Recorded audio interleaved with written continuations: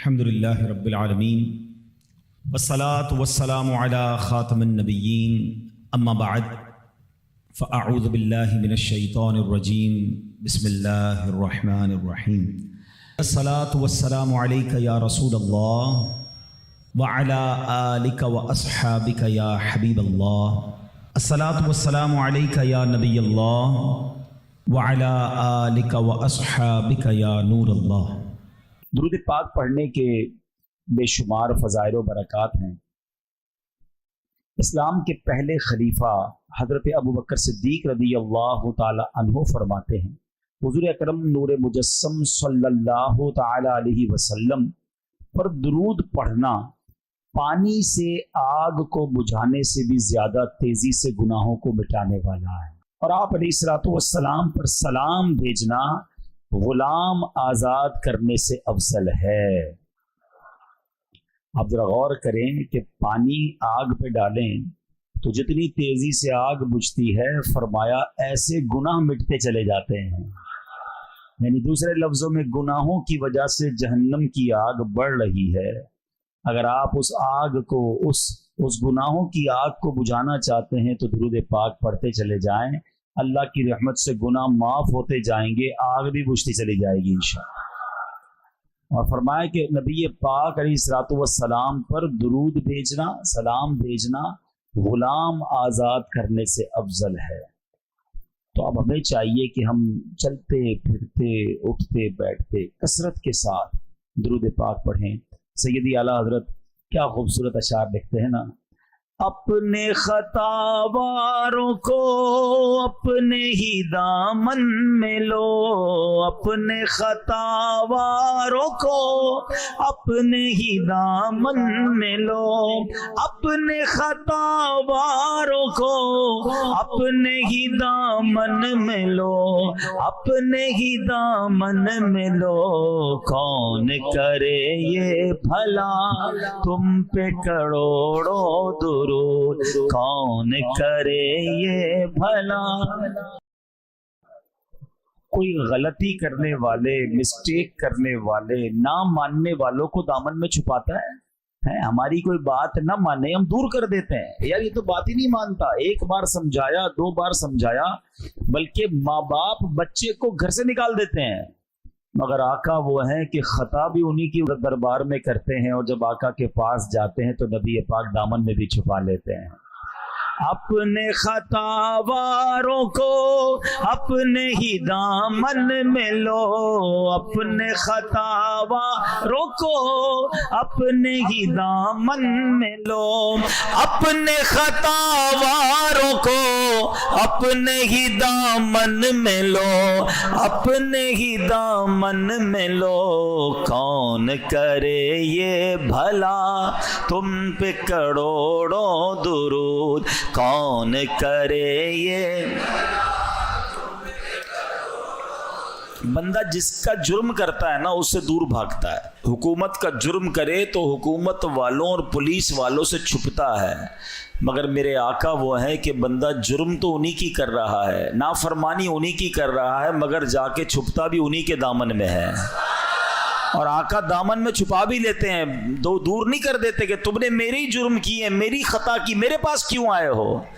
دنیا میں لوگ چور سے، ڈاکو جو ہوتا ہے چور ہوتا ہے، مجرم ہوتا ہے، پولیس سے چھپتا ہے، آقا کی شان یہ ہے کہ خطاوار بھی ان کے، مجرم بھی ان کے، اور جا کے چھپتے بھی انہی کے دامن میں ہیں۔ اعلیٰ حضرت کہتے ہیں کر کے تمہارے گناہ مانگے تمہاری پناہ، کر کے تمہارے گناہ مانگے تمہاری پناہ، کر کے تمہارے گناہ مانگے تمہاری پناہ، مانگے تمہاری پناہ، تم کہو دامن میں آ تم پہ کروڑوں درود، تم کہو دام۔ تو اب نیت کر لیں انشاءاللہ کثرت کے ساتھ درود پاک پڑھیں گے انشاءاللہ۔ آئیے مل کر محبت کے ساتھ بآواز بلند درود پاک پڑھ لیں۔ صلو علی الحبیب صلی اللہ تعالی علی محمد۔ صلی اللہ علیہ وسلم۔ مسلمانوں کے پہلے خلیفہ امیر المومنین حضرت ابو بکر صدیق رضی اللہ تعالیٰ عنہ کمال کی ہستی ہیں، کمال کی شخصیت ہیں، ایسی ہستی ہیں کہ جب بھی ان کا نام لیتے ہیں تو ایمان تازہ ہو جاتا ہے۔ ایک بڑا ہی کمال کا واقعہ آپ کے ایمان لانے کے حوالے سے، بہت سارے واقعات ملتے ہیں، مختلف واقعات ملتے ہیں، آپ کے ایمان لانے کا واقعہ بڑا نرالا ہے۔ آپ نبی پاک علیہ الصلوۃ والسلام کے بڑے قریبی دوستوں میں سے ہیں۔ 18 سال عمر تھی آپ کی، نبی پاک علیہ الصلوۃ والسلام کی 20 سال عمر تھی جب سے دوستی ہو گئی۔ ابھی نبی پاک علیہ الصلوۃ والسلام نے اعلان نبوت نہیں فرمایا تھا، میرے آقا نے اعلان نبوت جب عمر مبارک 40 سال ہوئی جب فرمایا۔ اب کیسی دوستی تھی کہ بی بی عائشہ صدیقہ طیبہ طاہرہ رضی اللہ تعالی عنہا فرماتی ہیں کوئی دن ایسا نہیں گزرتا تھا جب نبی پاک ہمارے گھر تشریف نہ لاتے تھے، چونکہ دونوں کی طبیعت میں نفاست تھی، اللہ وحدہ لا شریک کے رب مانتے تھے۔ حضرت ابوبکر صدیق نے کبھی بھی کسی بت کے آگے سجدہ نہیں کیا تھا، تو آپ نبی پاک کی طبیعت کے قریب آ گئے اور دوستی بڑی مضبوط ہو گئی۔ اب اعلان نبوت کا سال آ گیا، وہ وقت آ گیا کہ جب نبی پاک نے اعلان نبوت کرنا تھا۔ حضرت ابوبکر صدیق رضی اللہ تعالیٰ عنہ بزنس مین بھی تھے، تاجر بھی تھے، آپ تجارت کے لیے سفر کرتے تھے، تو ایک سفر کے لیے شام گئے۔ جب وہاں گئے تو رات ہو گئی، آپ کے ساتھ ایک غلام بھی تھا۔ اب ماجرا یہ ہوا کہ رات گزارنے کے لیے کوئی جگہ چاہیے تھی، تو ایک گرجا گھر تھا، عیسائیوں کی عبادت گاہ، ٹھیک ہے۔ اب آپ نے دیکھا کہ اور کوئی جگہ تو نہیں، تو یہیں عبادت گاہ میں ہی رات گزار لیتے ہیں، تو آپ نے دروازہ کھٹکھٹایا، آپ کے غلام نے، اندر سے کوئی غلام نکلا یا کوئی کام کرنے والا نکلا، کہا کہ میرے ساتھ میرے آقا ہیں اور ہمیں رات یہاں گزارنی ہے، سرد رات ہے، اندھیری رات ہے۔ اس نے کہا میں بتاتا ہوں۔ وہ بندہ اندر گیا، اور جو گرجا گھر میں بڑا پادری تھا، جس کو آپ کہیں کہ راہب تھا، اس نے اس سے پوچھا، تو اس نے بتایا کہ ہمارے گرجا گھر میں وہی رات گزار سکتا ہے جس نے کبھی کوئی گناہ نہ کیا ہو، کبھی کوئی اللہ کی نافرمانی نہ کی ہو۔ اس نے باہر آ کر بتایا کہ ہمارے راہب تو یہ کہتے ہیں۔ تو کہا تمہارے پاس کیا ایسا طریقہ ہے کہ تم پہچان لوگے کہ بندے نے گناہ کیا نہیں کیا، خطا کی کہ نہیں؟ کہ یہ مجھے نہیں پتا۔ ان کا کہنا یہ اندر وہی آ سکتا ہے جس نے کوئی گناہ نہ کیا ہو۔ بہرحال جب واپس وہ بندہ اندر جانے لگا تو اس راہب نے کہا پہلے یہ تو پوچھو جو باہر آئے ان کا نام کیا ہے؟ تو حضرت ابوبکر صدیق کے خادم نے بتایا کہ میرے آقا کا نام ابو بکر ہے۔ اس نے جا کر اندر نام بتایا کہ واپس جاؤ پوچھو ان کے والد کا نام کیا ہے۔ واپس آئے کہ میرے والد کا نام ابو قحافہ ہے۔ اندر جا کر نام بتایا ابو قحافہ، بولا فوراً لے کر آؤ، عزت کے ساتھ لے کر آؤ۔ ہیں اب وہ عزت کے ساتھ اندر لے کر آیا۔ کہا مکہ پاک سے آئے؟ کہا مکہ پاک سے آئے۔ مکہ وہی بستی جو پہاڑوں کے درمیان ہے، درخت کھجور کے درخت ہیں؟ کہا وہی بستی ہیں۔ اب وہ راہب بہت عزت سے بات کرنے لگا۔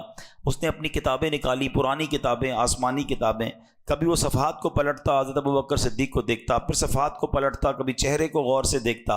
حضرت ابوبکر صدیق حیران ہے یہ کیا کر رہا ہے، کبھی نام پوچھتا ہے، کبھی والد کا نام، کبھی شہر کا نام، کبھی کتاب دیکھتا ہے۔ پھر کہتا ہے حضور اپنا ہاتھ آگے لائیے۔ اس راہب نے آپ کے ہاتھ پر بوسہ دے دیا۔ آپ کہنے لگے تمہیں کیا ہو گیا ہے، تم کیوں ایسا کر رہے ہو، کبھی کیا کہتے ہو، کبھی کیا کہتے ہو، اگر رکنے دینا ہے تو رکنے دو، جانے دو ہم کو، اتنی ساری باتیں۔ تو راہب کہتا ہے کہ آپ کو نہیں پتا آپ کے ساتھ کیا ہونے والا ہے۔ کچھ دنوں میں اللہ کے آخری نبی اعلان نبوت فرمائیں گے اور آپ ان پر ایمان بھی لائیں گے، آپ ان کے خلیفہ بھی بنیں گے، اور جب وہ دنیا سے پردہ فرما جائیں گے آپ امیر المومنین بھی بنیں گے۔ جب آپ کو اللہ پاک اتنی عزتیں دے تو مجھے دعاؤں میں مت بھولنا۔ حضرت ابوبکر صدیق حیران ہو گئی کہ کیسی باتیں کر رہا ہے، کیونکہ آپ کے لیے ساری باتیں نئی تھی۔ بہرحال رات گزری، حضرت ابوبکر صدیق کے ذہن میں یہ باتیں تو گھوم رہی تھی۔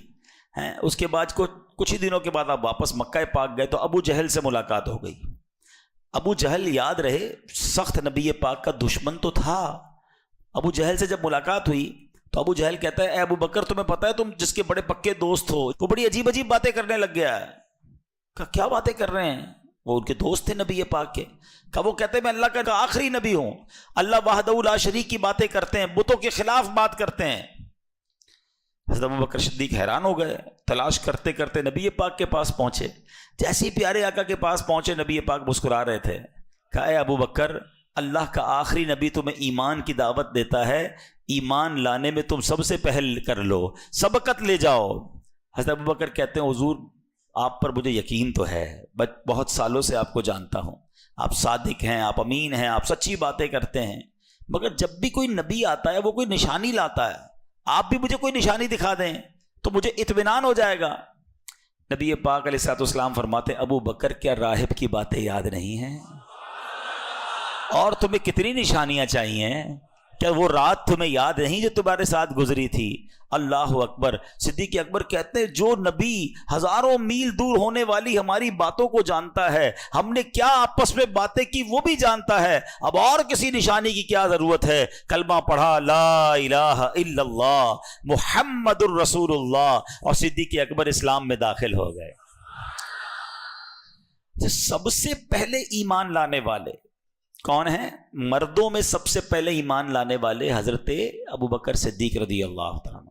عورتوں میں سب سے پہلے ایمان لانے والی کون ہے؟ بی بی خدیجۃ الکبریٰ رضی اللہ تعالیٰ عنہ. بچوں میں سب سے پہلے ایمان لانے والے کون ہیں؟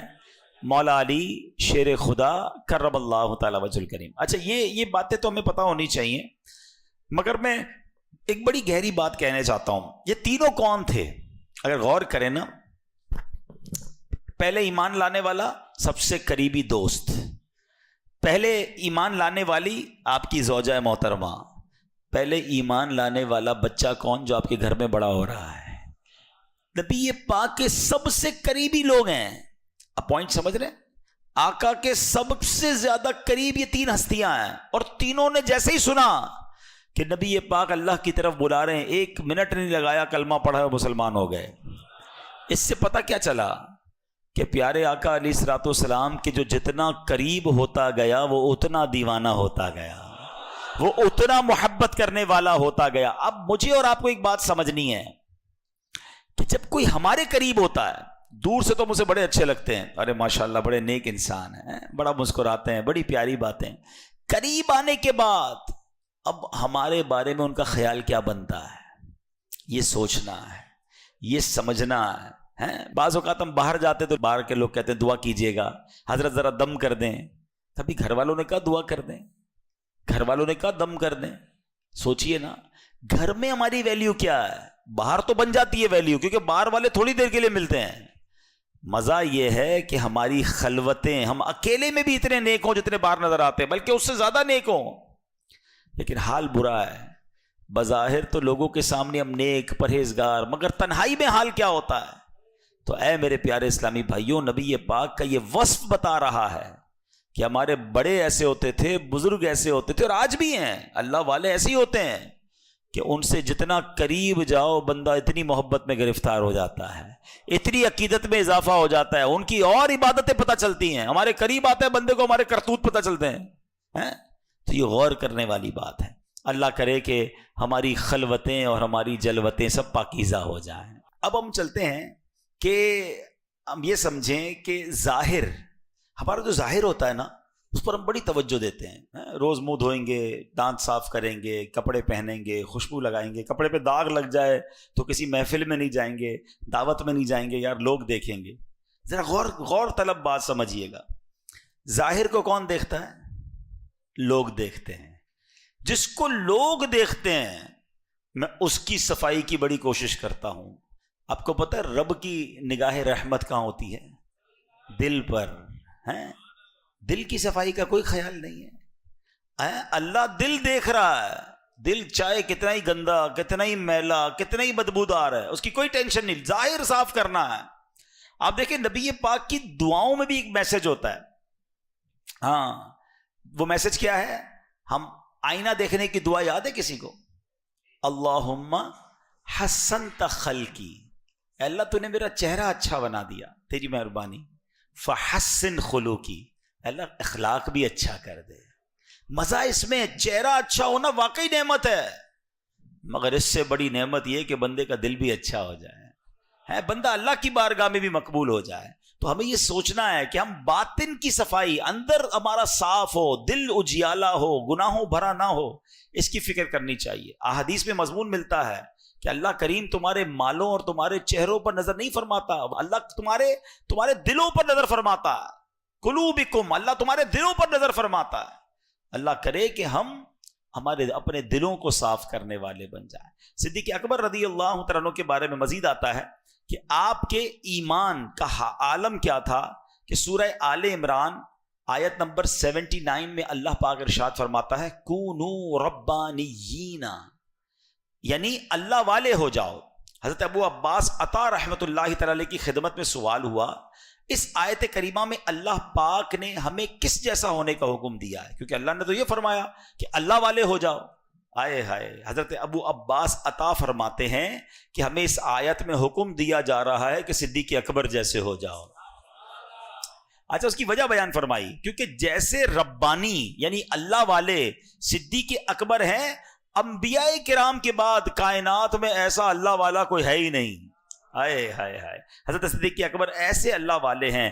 آپ کا اللہ پاک پر، توحید پر ایسا کامل ایمان ہے کہ زمانے کا کوئی حادثہ، یہاں تک کہ پوری زمین ادھر سے ادھر ہو جائے، پھر بھی آپ کے دل پر اس کا کوئی اثر یعنی ایفیکٹ نہیں ہوتا. آپ کے دل میں ایمان پوری آن بان اور شان کے ساتھ قائم رہتا ہے.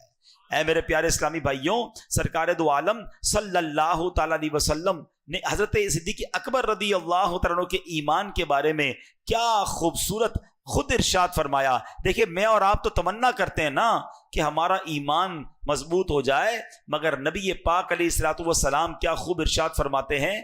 آقا فرماتے ہیں کہ اگر ابو بکر کا ایمان تمام اہل زمین کے ایمان کے ساتھ تولا جائے تو ابو بکر کا ایمان وزنی ہوگا.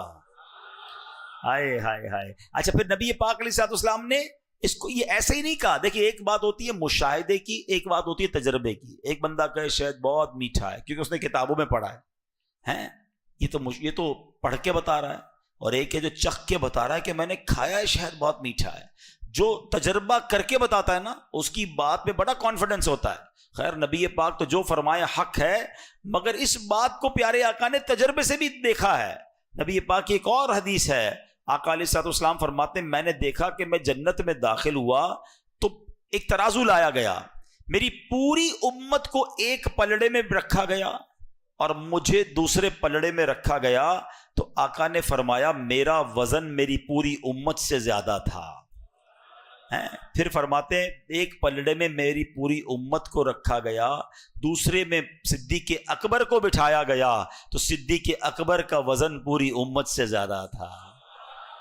ہائے ہائے ہائے، ایسے ہیں صدیق اکبر، ایسے پیار نہیں کرتے ان سے ہم. اللہ پاک سیدنا صدیق اکبر کے ایمان کا صدقہ ہمیں نصیب فرما.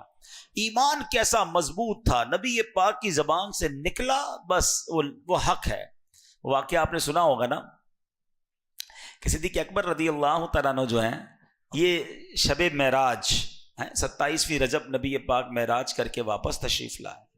جب آقا واپس تشریف لائے تو نبی پاک نے مکے والوں کو جمع کیا اور بتایا کہ میں رات کے تھوڑے حصے میں مسجد اقصیٰ بھی ہو کر آیا، آسمان کی سیر بھی کرایا.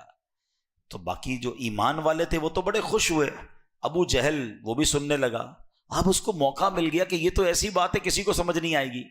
اب آپ کہیں کیوں سمجھ نہیں آئے گی؟ اب میں آپ کو سمجھاتا ہوں کہ اگر میں کہوں آپ کو میں عشاء کی نماز عبداللہ گوٹ کی اس مسجد میں پڑھوں اور فجر میں آ کے آپ کو بتاؤں کہ رات میں عشاء پڑھ کے جو ہے نا امریکہ گیا تھا اور فجر میں واپس آ گیا ہوں، تو آپ یہی کہیں گے عبدالحبیب بھائی کی لگتا ہے طبیعت ٹھیک نہیں ہے، یا تو یہ خواب میں گئے تھے. ٹھیک ہے، دو میں سے ایک بات ہو سکتی ہے. اتنی دیر میں تو بندہ وہاں سے ہو کر آ نہیں سکتا، کیونکہ نبی پاک رات بھی ان کے ساتھ تھے اور بیت المقدس اور مکہ پاک کا راستہ 1 مہینے کا تھا. اب تو جہاز آ گئے نا، پہلے اونٹوں پر گھوڑوں پر سفر ہوتا تھا. 1 مہینہ جانے کا راستہ، 1 مہینہ واپسی کا راستہ. ابو جہل نے کہا اے محمد صلی اللہ علیہ وسلم، جو آپ ابھی کہہ رہے ہیں میں اور لوگ جمع کر دوں، آپ کہہ دیں گے؟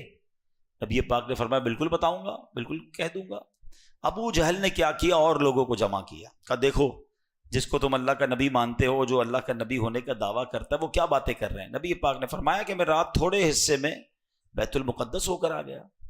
لوگ ہنسنے لگے، معاذ اللہ مذاق اڑانے لگے. اب ابو جہل کو یاد آیا کہ یہ تو موقع ہے ابو بکر کو اپنے ایمان سے ہلانے کا ہے. سیدنا ابو بکر رضی اللہ عنہ جب سے ایمان لائے تھے نا، مسلمانوں کو تو بڑی تقویت مل گئی تھی، طاقت مل گئی تھی. یہ کفار بڑے پریشان تھے کیونکہ آپ بڑے تاجر تھے، بڑا نام تھا، آپ کا روب تھا. تو یہ پہنچ گئے. ابو جہل پیارے آقا علیہ الصلوۃ والسلام کے سب سے قریبی ساتھی حضرت ابو بکر صدیق کے گھر پہ چلا گیا ابو جہل، اور دروازہ کھٹکھٹایا. سیدنا ابو بکر صدیق باہر آئے. کہا اے ابو بکر، جس نبی سے محبت کرتے ہو تمہارے دوست پتہ ہے کیا کہتے ہیں؟ کہا کیا کہتے ہیں؟ کہا وہ کہتے ہیں کہ رات کے تھوڑے حصے میں بیت المقدس سے ہو کر آ گیا ہوں.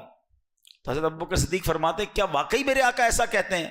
اچھا، جب ہو سکتا ہے یہ نبی صدیق اکبر نے سوال کیا ہو تو ابو جہل اور اس کے دوستوں نے سمجھاؤ کہ لگتا ہے کچھ کنفیوژن آ رہی ہے. کہا ہاں بالکل ایسا ہی کہتے ہیں. آئے ہائے، صدیق اکبر نے کچھ اور نہ کہا اگر میرے آقا کہتے ہیں تو سچ کہتے ہیں، میرے آقا کہتے ہیں تو سچ کہتے ہیں. کہ یہ تم کیسے مان سکتے ہو؟ کیا شاندار جواب دیا صدیق اکبر نے. آپ فرماتے میں تو اس سے بڑی خبروں کو مانتا ہوں. وہ بتاتے ہیں میرے پاس جبرائیل آتے ہیں، آسمان سے فرشتہ آتا ہے، وہ اللہ کی وحی لے کر آتا ہے، میں تو دیکھتا نہیں، میں وہ بھی مانتا ہوں. ارے وہ فرماتے جنت ہے، دوزخ ہے، قیامت آنے والی ہے، اللہ ایک ہے، وحدہ لا شریک ہے. میں نے رب کو نہیں دیکھا، میرے آقا فرماتے میں نے رب کو مانا. وہ کہتے جبرائیل آتے ہیں، میں نے جبرائیل کو مانا. وہ کہتے قرآن اترتا ہے، میں نے قرآن کو مانا. ارے جب آسمانی باتیں مانتا ہوں تو یہ تو ویسی زمینی بات ہے، میرے آقا نے فرمایا تو حق فرمایا. اچھا، صدیق اکبر رضی اللہ تعالیٰ نے جو کیا نا، وہ پنجابی لوگ بڑی اچھی بات کہتے ہیں. وہ کہتے ہیں اسی منن والے سوچن والے نہیں ہیں. ہاں لبیک کہا نا انہوں نے، آقا نے فرمایا کہ حضور آپ نے کہا تو حق کہا. نبی پاک سے پوچھنے بھی نہیں گئے. اب یہ اتنا شاندار میسج ہے تمام لوگوں کے لیے جو آج شریعت کے معاملات میں کوسچن کرتے ہیں، سوالات کرتے ہیں. ایسا کیوں حضرت؟ یہ کیوں ہوا؟ یہ حکم کیوں نازل ہوا؟ اس کے پیچھے کوئی لاجک بتائیے، اس کے پیچھے حکمت کیا ہے؟ بھائی ہم بندے ہیں، ہمارا کام سوال کرنا نہیں ہے، بندے کا کام ماننا ہوتا ہے. ہم نے اللہ کو نہیں دیکھا تو رب کو مان لیا ہے. جبرائیل قرآن لے کر آئے، ہم تو قرآن کو مانتے، اللہ کی کتاب ہے. اب جب حدیث پہنچی نبی پاک نے فرمایا تو خامہ خواہی کے سوال کیسے؟ تو ہمارا کام دینی احکام میں سوال کرنا نہیں ہے، ہمارا کام ان احکام کو ماننا ہے. اچھا، اب دو بات چلی پڑی ہے، چلیں ایمان والوں کے ایمان میں اور اضافہ کر دوں، عاشقان رسول کے دلوں میں اور خوشی داخل کر دوں، اور کچھ لوگ جو خامہ خواہی کی کنفیوژن پھیلاتے ہیں اس کا بھی علاج کر دیتے ہیں. پہلی بات، 27 رجب گزری، صبح آ گئی، نبی پاک نے جب معراج کا واقعہ سنایا تو ایمان والوں کو کیا ہوا؟ کیا ہوا؟ خوشی ہوئی نا؟ کیا ہوا بتاؤ نا بھائی. اور بے ایمانوں کا کیا ہوا؟ تکلیف ہوئی، پریشانی ہوئی. یہ آج تک ہو رہی ہے، سمجھ گئے؟ ہاں، آج بھی شب معراج آتی ہے تو کچھ عاشقان رسول جھوم جھوم کر کہتے ہیں شاہ دولہ بنا آج کی رات. ایمان والوں کو آج بھی خوشی ہو رہی ہے، جن کے دلوں میں پرابلم ہے ان کو آج بھی پرابلم ہو رہی ہے. تو پہلے یہ سمجھ لو. دوسرا، اب لاجیکلی جواب سمجھ لو. کچھ لوگ کیا کہتے ہیں، خامہ خواہی معراج کی اتنی عظیم سعادت، اتنے بڑے معجزے کو معاذ اللہ کم دکھانے کے لیے کہتے ہیں کہ یہ معراج جو ہوئی تھی نا، یہ خواب میں ہوئی تھی. معاذ اللہ. وہ کیا کہتے ہیں، نبی پاک خواب میں تشریف لے گئے تھے. اب میں آپ کو بڑی آسانی سے لاجیکلی سمجھا دیتا ہوں، غور سے سنو گے تو آئندہ کبھی وسوسہ کوئی ڈال نہیں سکے گا. ٹھیک ہے؟ کبھی آپ صبح اٹھیں، اتنے سارے لوگ بیٹھے، ہمارے گھر میں بھی چھوٹے چھوٹے بچے ہوتے ہیں. کوئی بچہ صبح اٹھ کر کہے کہ ابو جان رات میں خواب میں جو ہے نا لاہور بھی گیا، اسلام آباد بھی گیا، اس کے بعد مکے بھی گیا، مدینے بھی گیا. صبح اٹھا تو بستر پر تھا. تو آپ کیا کہیں گے؟ چلو بیٹا مبارک ہو، ماشاءاللہ مکہ مدینہ دیکھا، لیکن خواب میں سارے ہی گھومتے رہتے ہیں. خواب میں کوئی بھی کہیں چلا جائے، کوئی پابندی تو نہیں ہے نا، اور کوئی بڑا کمال بھی نہیں ہے. ایک بڑا لاجیکلی سوال، حکمت والا سوال آپ سے کر رہا ہوں. اگر نبی پاک نے 28 رجب کی صبح یہ کہا تھا کہ میں رات کے اندر خواب میں بیت المقدس دیکھ کر آیا ہوں تو جھگڑا بنتا؟ بتاؤ نا. نہیں نا. اگر آقا یہ فرماتے کہ میں خواب میں بیت المقدس گیا تو کسی کو کیا اعتراض ہوتا؟ یہ ابو جہل اور اس کی کمپنی کا اعتراض ہی بتا رہا ہے کہ نبی پاک نے دعویٰ یہی کیا تھا کہ میں جسمانی طور پر بیت المقدس گیا تھا. سمجھ آ گئی بات؟ جو ان کا جھگڑا بننا ہے نا، کہتے ہیں نا ہر کام میں اللہ کی حکمت ہوتی ہے، وہ اعتراض جو کر رہے ہیں نا، کتابوں میں لکھا کہ یہ اعتراض کر رہے ہیں، مذاق اڑا رہے ہیں، صدیق اکبر کے گھر جا رہے ہیں، یہ سب چیزیں بتا رہی ہیں کہ میرے آقا نے اس دن جو اعلان کیا تھا نا، وہ اعلان یہی تھا کہ میں جسمانی طور پر بیت المقدس گیا تھا۔ ایمان والوں نے اس وقت بھی مانا تھا، ایمان والے آج بھی مان رہے ہیں، اور انشاءاللہ قیامت تک مانتے رہیں گے۔ رہے گا یوں ہی ان کا چرچا، رہے گا یوں ہی ان کا چرچا، رہے گا پڑے خاک ہو جائیں جل جانے والے، پڑے خاک ہو جائیں۔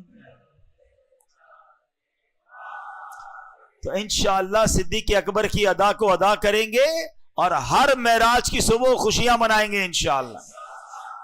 تو کیا کمال کی ہستی ہیں صدیق اکبر رضی اللہ تعالیٰ کا جو ایمان تھا نا، کیا ایمان، کیا مضبوطی، نبی پاک کے فرمان پر یقین، سبحان اللہ۔ کئی واقعات ہیں ایسا ایمان مضبوط تھا کہ حضرت غزوہ تبوک کا موقع ہے، حضرت عمر فاروق رضی اللہ تعالیٰ عنہ کہتے ہیں ہر بار صدیق اکبر نیکیوں میں آگے بڑھ جاتے ہیں، اس بار میرے پاس تھوڑے پیسے زیادہ ہیں، اس بار میں نے نیکیوں میں آگے بڑھنا ہے۔ تو کیسے آگے بڑھنا ہے؟ انہوں نے کیا کیا، مسلمانوں کو مال کی ضرورت تھی تو آدھا مال لیا اور نبی پاک صلی اللہ علیہ وسلم کے قدموں میں پہنچ گئے، آقا کی خدمت میں پیش کر دیا۔ نبی پاک نے فرمایا اے عمر کتنا لائے ہو؟ کہتے ہیں حضور والا جتنا گھر میں تھا آدھا لے آیا ہوں۔ پیارے آقا علیہ الصلوۃ والسلام نے فرمایا اے عمر گھر والوں کے لیے کیا چھوڑا ہے؟ کہ حضور گھر والوں کے لیے میں آدھا چھوڑ کر آیا ہوں۔ اب ذرا سوچئے جن لوگوں کو 2.5% زکوٰۃ دینا مشکل لگتا ہے وہ 50% لے کے چلے گئے۔ اچھا آپ کہتے ہیں کہ مجھے انتظار تھا کہ میں ابو بکر کیا لاتے ہیں، کیونکہ مقابلہ تھا، کمپٹیشن تھا۔ اچھا اب جیسے ہی ابو بکر رضی اللہ تعالیٰ عنہ آئے تو نبی پاک نے پوچھا اے ابو بکر کیا لائے ہو؟ کہتے ہیں حضور گھر میں جو کچھ تھا سب لے آیا ہوں۔ فرمایا صدیق اکبر گھر والوں کے لیے کیا چھوڑا ہے؟ کہ حضور گھر والوں کے لیے اللہ اور اس کا رسول کافی ہے۔ ایمان تھا تو کیسا تھا؟ حضرت عمر کہتے ہیں اس دن آج میں نے جان لیا کہ نیکیوں میں ابو بکر سے آگے نہیں بڑھ سکتا ہوں۔ اچھا پھر دیکھو یہ صدقہ قبول کیسا ہوا ہے کہ نبی پاک کی بارگاہ میں جب سیدنا ابو بکر صدیق سارا مال پیش کر چکے نا تو آپ نے اتنا صدقہ کیا تھا، سب کچھ دیا تھا نا، تو کرتے پر جو بٹن لگے تھے نا وہ بٹن بھی رائے خدا میں صدقہ کر دیے، کانٹے لگا لیے۔ تھوڑی دیر ہوئی تو جبریل امین آئے۔ جب جبریل امین آئے نا تو ان کے جسم پر جو لباس تھا اس میں بھی کانٹے لگے ہوئے تھے۔ اللہ کے نبی علیہ الصلوۃ والسلام نے فرمایا اے جبریل آج یہ کیسا لباس پہنا ہے؟ جبریل امین کہتے ہیں حضور صرف میں نے نہیں، آسمانوں پر جتنے فرشتے ہیں اللہ کو ابو بکر کی ادا ایسی پسند آئی ہے کہ آج سارے فرشتوں نے ایسا لباس پہنا ہے۔ اب ذرا غور کیجئے، اب جب جبریل امین نے یہ بتایا نا پھر کہا حضور ابو بکر سے کہیے کہ رب آپ کو سلام ارشاد فرما رہا ہے، اور ابو بکر سے پوچھئے کہ کیا اس حال میں تم رب سے راضی ہو؟ کچھ بھی نہیں تھا نا، سب دے دیا تھا نا۔ جب نبی پاک نے فرمایا ابو بکر جبرائیل فرما رہے ہیں کہ اللہ تمہیں سلام ارشاد فرماتا ہے، اور بتاؤ کہ کیا تم اس حال میں رب سے راضی ہو؟ صدیق اکبر زاروں کتار رونے لگے اور روتے روتے کہنے لگے میں اپنے رب سے راضی ہوں، میں اپنے رب سے کیسے ناراض ہو سکتا ہوں۔ اب یہاں 2-3 باتیں بڑی کمال کی سیکھنے والی ہیں۔ پہلی بات تو یہ ہے صدیق اکبر نے پورا گھر لٹا کر سب راہ خدا میں دے دیا۔ کیا کسی حدیث کسی روایت میں آپ نے یہ پڑھا کہ معاذ اللہ صدیق اکبر اس کے بعد مانگنے لگ گئے؟ نہیں، اللہ نے پھر ان کے مال میں برکت دے دی، کیونکہ حدیث پاک پر ایسا یقین تھا ان کا۔ اللہ کے نبی فرماتے میں خدا کی قسم کھا کر کہتا ہوں راہ خدا میں خرچ کرنے سے مال کم نہیں ہوتا، صدقہ دینے سے مال کم نہیں ہوتا، تو جو بھی صدقہ کرتا ہے اللہ اس کے مال میں برکت ڈال دیتا ہے۔ دوسری بات، صدیق اکبر سے رب نے پوچھا اے ابو بکر راضی ہو؟ آپ کہتے ہیں اللہ سے میں کیسے ناراض ہو سکتا ہوں، بالکل راضی ہوں، کچھ نہیں ہے اور راضی ہیں۔ ہمارے پاس بہت کچھ ہے، ہم پھر بھی راضی نہیں ہیں، فرق ہے نا؟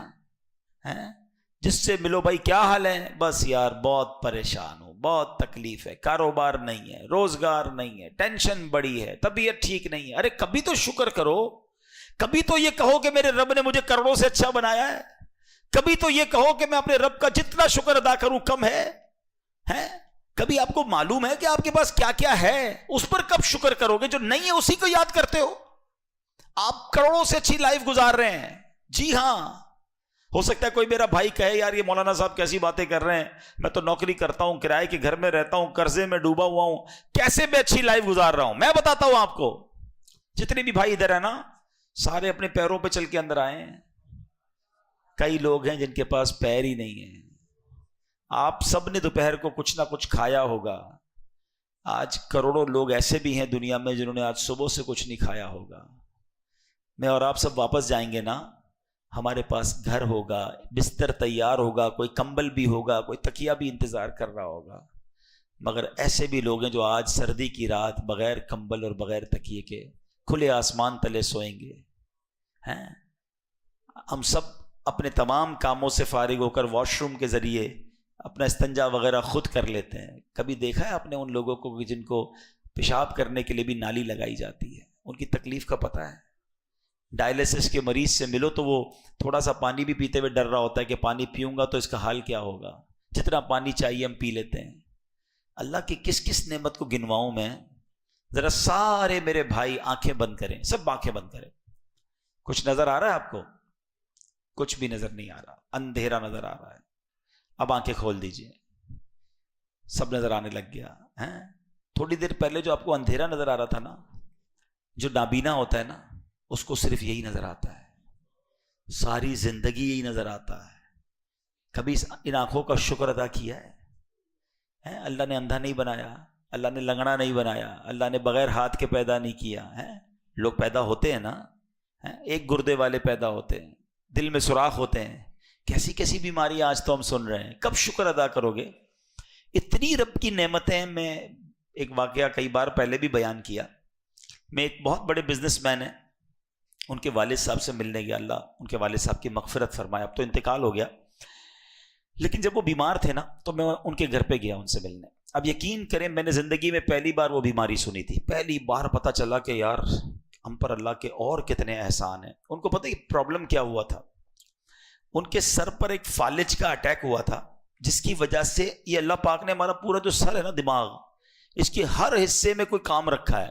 یہ میں جو ہاتھ ہلا رہا ہوں نا، مثال دے رہا ہوں، دماغ کا کوئی حصہ ہے جو اس ہاتھ کو کنٹرول کر رہا ہے، کوئی حصہ ہے جو میری زبان کو کنٹرول کر رہا ہے، کوئی ایک حصہ ہے جو میرے اس ہاتھ کو کنٹرول کر رہا ہے، پورے باڈی کو کنٹرول یہاں سے ہو رہا ہے۔ تو ان کے دماغ میں کوئی ایک ایسا حصہ ڈیمیج ہو گیا کہ اب دیکھیں ذرا غور سے سمجھیے گا میری بات۔ میں اور آپ جب بھی کوئی پانی پیتے ہیں، نوالا رکھتے ہیں، تو ہم کیا کرتے ہیں؟ منہ میں رکھتے ہیں نا، اندر کیسے جاتا ہے؟ یہ کرتے ہیں، پھر اندر جاتا ہے نا، تھوڑا سا پش دیتے ہیں، اندر جاتا ہے، حلق سے نیچے اترتا ہے۔ ان کو یہ بیماری ہو گئی تھی کہ پانی یا کھانا زبان پہ رکھ دیں، وہ گلے سے نیچے اترنے والا جو آرڈر ہے نا، دماغ کا جو حصہ دیتا ہے وہ سن ہو گیا تھا۔ میں شاید سمجھا نہیں پا رہا، آپ حیران ہو جاؤ گے، میری پہلی بار پتا چلا۔ یہ میں پانی ہے نا، بسم اللہ الرحمن الرحیم، پانی اندر کیسے گیا؟ منہ تک تو میں لے گیا، اندر جانے کے لیے میرے حلق سے میں نے ایک تھوڑا سا منہ سے پش دیا، وہ اندر گیا۔ ایسا ہی ہے نا، ایسے ہی کھاتے ہو نا۔ یہ جو حلق سے نیچے اترنا ہے نا، یہ ایسے نہیں ہوتا، یہ دماغ کا ایک حصہ ہے جو حلق کو آرڈر دیتا ہے کہ اب تمہارے منہ میں کھانا آ چکا ہے، اب اس کو اندر لے جاؤ۔ ان کی زبان پر کھانا پڑا رہتا تھا، پانی پڑا رہتا تھا، دماغ آرڈر نہیں دیتا تھا کہ اندر جائے۔ اللہ نے اربوں، کروڑ پتی پارٹی نہیں تھی، اربوں پتی پارٹی، کہتے سارے ڈاکٹروں کو دکھا دیا۔ میں نے کہا حل کیا ہے اس کا؟ بولا کوئی حل نہیں ہے، کچھ عرصے کے بعد اگر رب نے چاہا تو یا تو یہ حصہ ٹھیک ہو جائے گا، یا دماغ کے دوسرے حصے کو اللہ کریم یہ طاقت دے گا کہ وہ حلق سے نیچے اتارنا شروع کرے گا. اچھا میں تو دعا کر کے باہر آ گیا, میں نے کہا یا اللہ تو نے ہمیں کتنی نعمتوں سے نوازا ہے, ہمیں تو پتہ ہی نہیں کہ ہمارے دماغ میں کیا کیا سسٹم فٹ ہے, اور ہم جیسے چاہتے کھاتے پیتے اندر بھی چلا جاتا ہے, فارغ بھی ہو جاتے ہیں. اس پر کب شکر ادا کرو گے؟ سوچو میرے پیارے اسلامی بھائیوں, نا شکری نہیں, شکر گزار بنو. اللہ نے بہت دیا ہے, کروڑوں سے اچھا بنایا ہے. صدیق اکبر کے پاس کچھ نہیں تھا. جبریل امین نے پوچھا کیا رب سے راضی ہو؟ کہتے ہیں ہاں میں اپنے رب سے راضی ہوں. آپ بھی تو بولو میں اپنے رب سے راضی ہوں. اے اللہ تیرا بہت احسان, مالک تو نے کروڑوں سے اچھا بنایا. اچھا مزے کی بات بتاؤں, تو شکر ادا کرتا ہے نا اس کا ویسی نعمتیں بڑھتی جاتی ہیں, کیونکہ اللہ نے قرآن میں فرمایا لَإِن شَكَرْتُمْ لَأَزِيدَنَّكُمْ, تم میرا شکر ادا کرو میں تمہیں اور عطا کروں گا. تو کریں شکر, وہ اور عطا کرتا رہے گا. نا شکری کرو گے اور برباد ہوتے رہو گے. ہمارے ہاتھ میں ہے, ہم نے دیکھا ہے شکر گزار کا بڑھتا ہی رہتا ہے. یا اللہ تیرا شکر, یا اللہ تیری مہربانی, مولا سب سے اچھا رکھا تو نے, وہ بڑھتا ہی رہتا ہے. جو نا شکری کرتا ہے اس کا ویسے ہی ضائع ہوتا رہتا ہے. تو انشاءاللہ آج کے بعد صدیق اکبر کے فیضان سے شکر گزار بندے بنیں گے انشاءاللہ. اسی واقعے سے تیسرا مدنی پھول, بڑا اہم مدنی پھول. حضرت عمر نے کیا کہا تھا؟ پیسے اچھے تھے ان دنوں, ہاتھ میں پیسہ تھا, میں نیکیوں میں آگے بڑھ جاؤں. ہمارے پاس پیسے آ جائیں تو ارے بھائی بڑے ٹائم سے سوچا ہوا تھا پیسے آئیں تو یہ والا کام کرنا ہے, یہ والا ارمان پورا کرنا ہے, معاذ اللہ یہ والا گناہ کرنا ہے. یعنی لوگ انتظار میں بیٹھے ہوتے ہیں کہ یار پیسے آئیں تو میں یہ والی غلط کام کروں. وہ پیسے آتے تھے تو نیکیوں میں آگے بڑھتے تھے. رب ہمیں مال دے دے, رب ہمیں پیسے دے دے. آپ دیکھ لیں نارملی بدقسمتی سے بندہ غریب تھا تو مسجد میں آتا تھا, بندہ غریب تھا تو قافلوں میں جاتا تھا, بندہ غریب تھا تو نیکی کے کام میں نظر آتا تھا. ذرا سا پیسہ آیا مسجد سے دور, نمازوں سے دور, نیکی سے دور. یہ کیا ہو گیا؟ کیا ہونا چاہیے تھا؟ ہونا یہی چاہیے کہ وہ رب عطائیں بڑھائے تو ہم سجدے بڑھائیں, ہم صدقے بڑھائیں. یا اللہ تیری مہربانی, مجھ جیسے ناکاروں کو اتنی نعمتیں, مگر ہوتا یہ ہے وہ عطائیں بڑھاتا ہے, ہم خطائیں بڑھاتے ہیں. یہ نہیں ہونا چاہیے, یہ بے وقوفی ہے. چوتھی بات, ایک ہی واقعے سے دیکھو کتنا کچھ سیکھنے کو مل رہا ہے. صحابہ کا کمپٹیشن کیا تھا؟ نیکیوں میں آگے بڑھنا ہے. ہمارا کمپٹیشن کیا ہے؟ مال میں آگے بڑھنا ہے.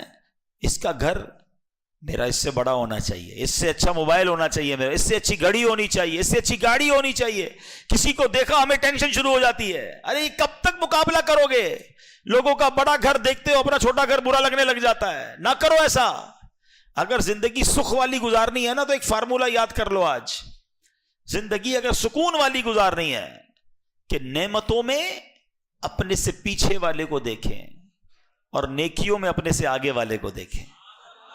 یار کسی لینڈ کروزر والے کو دیکھ کر یہ خیال آتا ہے میری گاڑی کب آئے گی, کسی تہجد گزار کو دیکھ کر خیال کیوں نہیں آتا میں تہجد گزار کب بنوں گا, کسی مفتی کو دیکھ کر, عالم کو دیکھ کر یہ خیال کیوں نہیں آتا کہ یار یہ عالم دین بن گئے, ان کی تو فضیلت پہ حدیث ہے, میں کیوں نہیں بنا.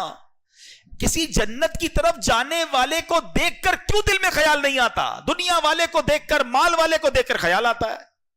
سمجھو ہم غلط راستے پر جا رہے ہیں, ہمیں تھوڑے دنوں میں دنیا سے چلے جانا ہے. اب کتنا جیئیں گے بھائی, کبھی بھی چلے جائیں گے. تو جب جہاں جانا ہے نا وہاں کام پیسے نہیں آنے, وہاں نیکیاں کام آنی ہیں, وہاں اعمال کام آنے ہیں. تو نیک عمل کرنے والے کو دیکھ کر کمپٹیشن کرو نا, کون منع کرتا ہے؟ کیسا کمپٹیشن تھا صحابہ کرام میں. ایک بار نبی پاک علیہ الصلوۃ والسلام جلوہ فرما تھے تو آقا علیہ الصلوۃ والسلام نے کیا خوبصورت ارشاد فرمایا کہ کون ہے, حدیث کا مضمون ہے کہ کون ہے جس نے آج روزہ رکھا ہے. صدیق اکبر رضی اللہ تعالیٰ عنہ ہاتھ اٹھاتے ہیں, حضور میں نے روزہ رکھا ہے. نبی پاک نے فرمایا آج کون ہے کہ جس نے مریض کی عیادت کی ہے؟ کہتے حضور آج میں نے مریض کی عیادت کی ہے. نبی پاک نے ارشاد فرمایا کون ہے کہ جس نے راہ خدا میں صدقہ دیا ہے؟ سارے صحابہ خاموش ہیں. صدیق اکبر کہتے ہیں حضور آج میں نے صدقہ بھی دیا ہے. اللہ کے حبیب علیہ الصلوۃ والسلام فرماتے ہیں اس ذات پاک کی قسم جس کے قبضہ قدرت میں میری جان ہے, ایک دن میں ان اعمال کو بہت کامل ایمان والے مومن نے ہی جمع کیا اور وہ ان اعمال کے ذریعے ہی جنت میں داخل ہوا. آئے ہائے, اللہ کرے کہ ہم بھی نیکیوں کا اس طرح اہتمام کیا کریں. صدیق اکبر کی شان کیا کیا بیان کریں، اتنے واقعات ہیں. آپ کے بارے میں آتا ہے ایک بار نبی پاک علیہ الصلوۃ والسلام نے کیا خوبصورت ارشاد فرمایا. آپ فرماتے ہیں کہ میں نے خواب دیکھا اور مجھ پر کئی لوگ پیش کیے گئے. انہوں نے قمیص پہن رکھی تھی، کسی کی قمیص سینے تک تھی، کسی کی گھٹنے تک تھی، اور کسی کی قمیص ناف تک تھی، کسی کی آدھی پنڈلی تک تھی. اور مجھے عمر فاروق دکھائے گئے، ان کی قمیص ان کے پاؤں کے بھی نیچے کی تھی، گھسٹ رہی تھی. تو صحابہ کرام نے پوچھا یا رسول اللہ، اس پر آپ نے کیا تعبیر کیا، اس خواب کی تعبیر کیا ہے؟ تو آقا علیہ الصلوۃ والسلام نے فرمایا کہ جس کی قمیض سینے تک تھی وہ کمزور ایمان والے تھے، جن کی قمیض ناف تک تھی وہ تھوڑا اس سے زیادہ ایمان والے تھے، جن کی آدھی پنڈلی تک تھی وہ اس سے مضبوط ایمان والے تھے. عمر فاروق کی قمیض ان کے قدموں سے نیچے گھسٹ رہی تھی کہ عمر فاروق کامل ایمان والے تھے. ہائے ہائے، مضبوط ایمان والے تھے. اللہ اکبر. لیکن حضرت عمر جن کے بارے میں نبی پاک نے فرمایا کہ ان کا ایمان اتنا مضبوط ہے، حضرت عمر کہتے ہیں کہ میری خواہش ہے کہ کاش میں ابو بکر کے سینے کا ایک بال ہوتا. یہ مرتبہ صدیق اکبر رضی اللہ عنہ کا ہے. ایک بار نبی پاک علیہ الصلوۃ والسلام اور بی بی عائشہ صدیقہ طیبہ طاہرہ رضی اللہ تعالی عنہا کہیں جلوہ فرما تھے. رات کا وقت تھا، آسمان پر ستارے ہیں. کبھی کبھی آسمان پر ستارے بہت پیارے لگتے ہیں، شہروں میں تو کم نظر آتے ہیں، کبھی کھلی فضا میں جائیں، گاؤں میں جائیں، مدنی قافلے میں جائیں تو نظر آتے ہیں. تو پیارے آقا علیہ الصلوۃ والسلام اور بی بی عائشہ جلوہ فرما ہے. بی بی عائشہ پوچھتی ہیں نبی پاک سے، حضور کتنے سارے ستارے ہیں، کیا حضور کوئی ایسا بھی ہے جس کی ستاروں جتنی نیکیاں ہوں، جتنے تارے ہیں کیا کوئی ایسا ہے جس کی اتنی ساری نیکیاں ہوں؟ نبی پاک علیہ الصلوۃ والسلام نے فرمایا ہاں، عمر ایسا ہے کہ جس کی اتنی ساری نیکیاں ہیں. حضرت عمر کی نیکیاں جتنے آسمان پر تارے ہیں. اچھا، بی بی عائشہ بیٹی کن کی ہیں؟ حضرت ابو بکر صدیقی. انہوں نے تو حضرت عمر کی تعریف سنی، کہتے حضور پھر میرے والد کی کتنی نیکیاں ہیں. بیٹی تو باپ کے لیے سوال کرے گی نا، بڑا محبت والا انداز ہے کہ حضور میرے بابا جان کی کتنی نیکیاں ہیں. نبی پاک نے کیا خوب فرمایا ابو بکر کی غار ثور والی ایک نیکی عمر کی تمام نیکیوں سے زیادہ ہے. تو یہ شان ہے حضرت عمر فاروق کی بھی اور صدیق اکبر. اور خود حضرت عمر فاروق فرمایا کرتے تھے، جس کا مضمون ہے کہ مجھ سے میری ساری نیکیاں لے لی جائیں اور ابو بکر کی وہ غار ثور والی نیکی مجھے مل جائے. تو سبحان اللہ، وہ ہستیاں ہیں یہ. اللہ ان کے صدقے ہمیں خوب نیکیاں کرنے کی توفیق عطا فرمائے، ہمیں علم دین سیکھنے کا شوق نصیب فرمائے. اللہ اپنی راہ میں دل کھول کر ہمیں خرچ کرنے کی بھی توفیق عطا فرمائے.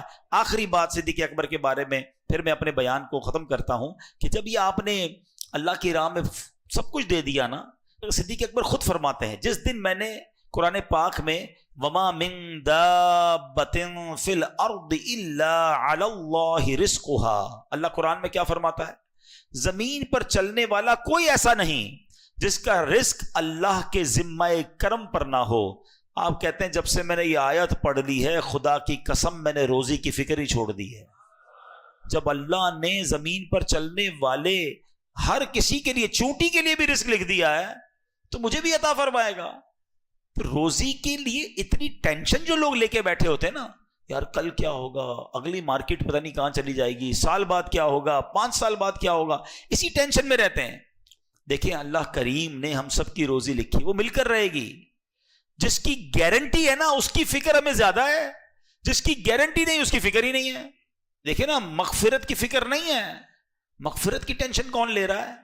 ایمان سلامت رہنے کی گارنٹی نہیں ہے. ہم میں سے کس کو یہ فکر ہے کہ میرا ایمان سلامت رہے گا کہ نہیں؟ سب کو ٹینشن یہی ہے، کل کیا ہوگا، مارکیٹ کا کیا ہوگا، آگے نوکری کا کیا ہوگا، کاروبار کا کیا ہوگا، ایک دکان کو 2 دکان کیسے کروں گا، اتنی ٹینشن لی ہوئی ہے. تو اے میرے پیارے اسلامی بھائیوں، جس بات کی گارنٹی نہیں ہے نا اس بات کی فکر کرو، ایمان کی سلامتی کی، مغفرت کی، قبر روشن ہو جائے اس کی فکر کریں. اللہ کرے کہ صدیق اکبر رضی اللہ تعالیٰ عنہ کا ہمیں فیضان نصیب ہو جائے. ہم ان کے صدقے اپنی آخرت کی تیاری کرنے کی جو ہے وہ فکر کریں. آپ کو علم دین کا پتہ ہے کیسا شوق تھا، آپ کا ایمان کیسے اتنا مضبوط ہو گیا. خود فرماتے ہیں کہ آپ بارگاہ رسالت میں حاضر ہوتے اور نبی پاک سے روز ایک ہی سوال پوچھتے، یا رسول اللہ صلی اللہ تعالیٰ علیہ وسلم ایمان کسے کہتے ہیں؟ نبی پاک ایمان کا ایک درجہ بیان کرتے. صدیق اکبر گھر جا کر اس پر عمل کرتے، اگلے دن آ کر پھر سوال کرتے حضور ایمان کسے کہتے ہیں، نبی پاک اگلا درجہ بیان کرتے، آپ گھر جاتے اس پر عمل کرنا شروع کر دیتے، پھر آ کے سوال کرتے حضور ایمان کسے کہتے ہیں، حضور اور اوپر کا درجہ بیان کرتے۔ علماء فرماتے عمل کرتے رہے، ایک ایک درجہ طے کرتے رہے، یہاں تک کہ ایمان کے بلند ترین درجے پر پہنچ گئے۔ سیکھنے کا جذبہ، سوال کا جذبہ، بزرگوں کی بارگاہ میں حاضری کا جذبہ۔ ہم میں سے کون ہے جو مفتی صاحب کے پاس جاتا ہے؟ کون ہے جو عالم دین کے پاس جا کر کوئی سوال پوچھتا ہے؟ ٹائم ہی نہیں ہے۔ دوستوں میں بیٹھنے کے لیے گھنٹوں ہیں، معاذ اللہ موبائل پر گھنٹوں گزار دیں گے۔ علماء کے پاس، مفتیان کرام کے پاس، علم دین کی مجلس میں نہیں آتے۔ بدری قافلوں میں سفر کیا کریں تو انشاءاللہ عمل کرتے رہیں گے، علم سیکھتے رہیں گے، ایک دن آئے گا ہمارا ایمان بھی اور مضبوط ہو جائے گا۔ اللہ سے دعا کرتے ہیں اللہ ہم سب کے ایمان کی حفاظت فرمائے۔ امیر اہل سنت کے شعر پر اپنے بیان کا اختتام کرتا ہوں کہ اللہ صدیق اکبر کے ایمان کے صدقے ہم سب کے ایمان کی حفاظت فرمائے۔ مسلمان ہے عطار تیری عطا سے، مسلمان ہے عطار تیری عطا سے، ہو ایمان پر خاتمہ یا الہی۔